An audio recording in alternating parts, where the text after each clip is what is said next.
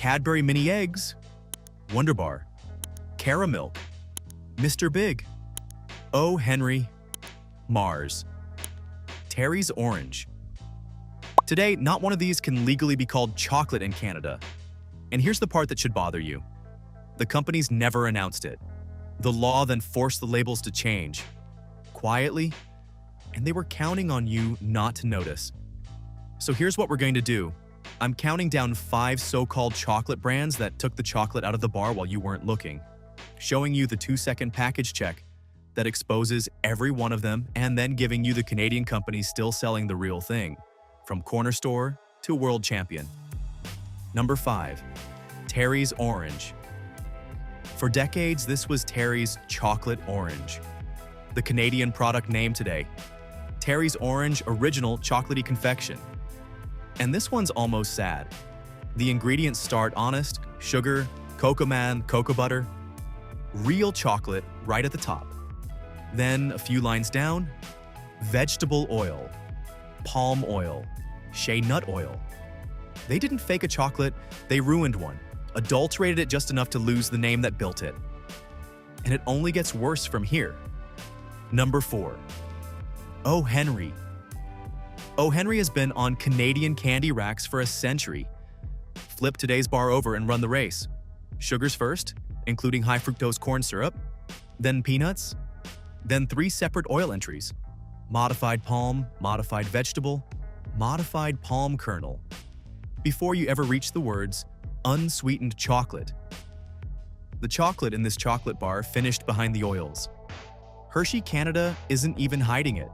Their own website says chocolatey shell. They're just betting you won't read it. Number 3. Reese's Peanut Butter Eggs. Here's where the story picks up speed. In early 2023, cocoa traded at roughly $2,500 a ton, about where it had sat for a decade. Hold that number. Reese's seasonal peanut butter eggs still contain some unsweetened chocolate. But look where it sits. After the sugars, and after 6 different types of oil. 6. Not enough cocoa solids left to earn the words milk chocolate on a Canadian label. Now the twist. After a public campaign led by the Reese founder's own grandson, Hershey announced that starting in 2027, Hershey's and Reese's products in the United States return to their classic real chocolate recipes. That promise was made to American shoppers. No equivalent commitment has been reported for Canada. They heard the outrage and answered it on one side of the border. Flip any seasonal Reese's shape and count the oils. Then ask why the year-round cup and the holiday egg don't read the same. What's in it for you? When a company quietly swaps the chocolate out of something you grew up with, this channel exists to catch it and stay to the end, because the real ones are coming. A Canadian milk chocolate that's 5 ingredients long, and a bar from small-town Ontario that beat the world.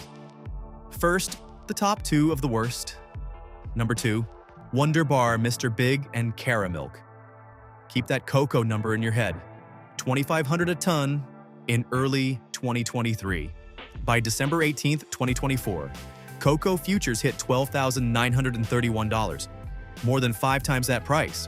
The climb in 2024 alone was 177%. The biggest single-year commodity spike since nickel in 2022. Manufacturers had a choice: absorb the storm or gut the recipe. Even Mars chose the recipe. Their own Canadian website now says chocolatey layer with modified palm oil ahead of cocoa butter. But nobody committed like Cadbury's Canadian operation, owned by Mondelez. Wonder Bar, Mr. Big, and Caramilk all lead with sugars. Then the oils start. Mr. Big's panel carries up to 4 palm oil forms. Wonder Bar adds hydrogenated palm kernel oil. Caramilk still has a little cocoa butter, buried behind 2 other oils. 3 flagship bars, 1 corporate playbook. And here's the receipt. The variety pack is titled, their words, chocolatey candy bars. Grab any of the 3 at the checkout and read ingredient number 1. If a chocolate bar leads with sugars and follows with palm oil, you're not holding chocolate. You're holding candy in a chocolate bar's costume. Number 1. Cadbury mini eggs. The Easter icon. The speckled eggs in the purple bag Canadians have bought every spring for generations. Look at the bag now. In Canada, Cadbury mini eggs are sold as candy, not milk chocolate, candy. The first ingredient is sugar.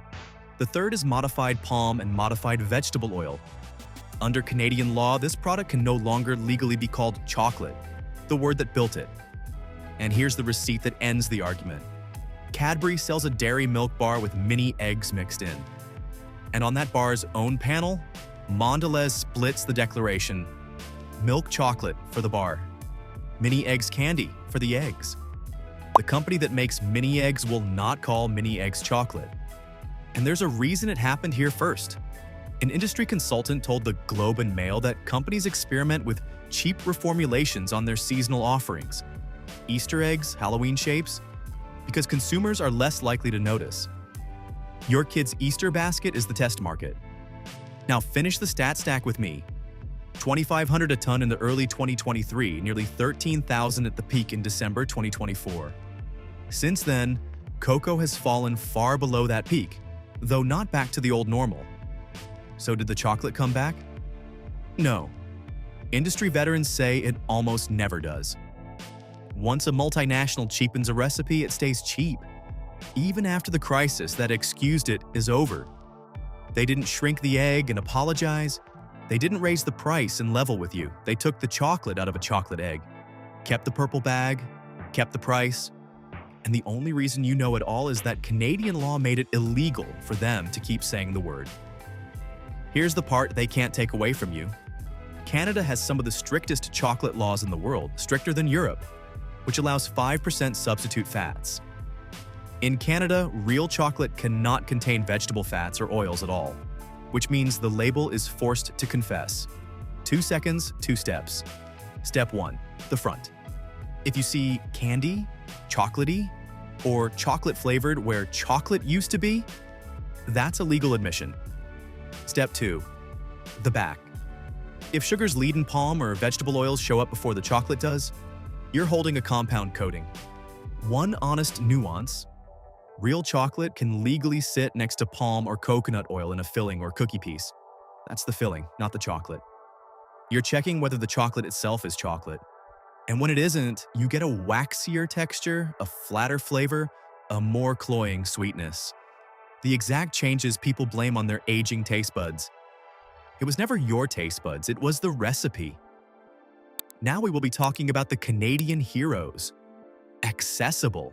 Purdy's Chocolatier, Vancouver since 1907. Family-owned and the Flavels since 1963, now third generation. Their milk chocolate classic bar's entire ingredient list: sugar, milk ingredients, cocoa butter, unsweetened chocolate, soy lecithin. Done. Legal Canadian milk chocolate, sustainable cocoa, a premium paid to farmer co-ops. The accessible swap, same impulse buy shelf, actual chocolate. Mid-range. Laura Secord. Founded in Toronto in 1913, named for a Canadian war heroine. And after decades of British, Swiss, and American owners, back in Canadian hands since 2010 under Quebec's Leclerc family. Made in Quebec City, and the milk chocolate bar is 6 ingredients long: sugar, milk ingredients, cocoa butter, unsweetened chocolate, soy lecithin, vanilla extract. Over 70 stores.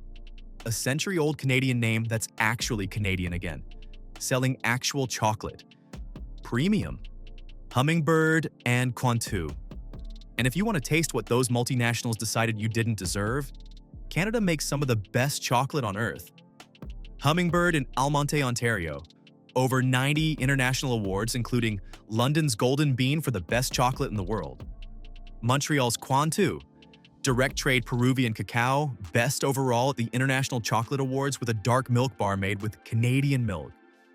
Ingredient lists you can read without a chemistry degree, that's the whole point. Everything in this video comes from the Globe and Mail's April 2026 investigation into chocolate reformulation, the Canadian Food Inspection Agency's labeling requirements for chocolate and cocoa products, ICE Cocoa Futures data, and the company's own packaging and published records. Cocoa got expensive and these companies made a bet. You'd blame your taste buds before you'd blame them. Prices came down from the peak. The chocolate didn't come back. In America, public pressure just won a promise of real chocolate from Hershey. In Canada, nobody has promised you anything. So the only pressure that exists here is you, at the shelf, reading a package for 2 seconds. Spend your time and dollar where the word chocolate is still earned.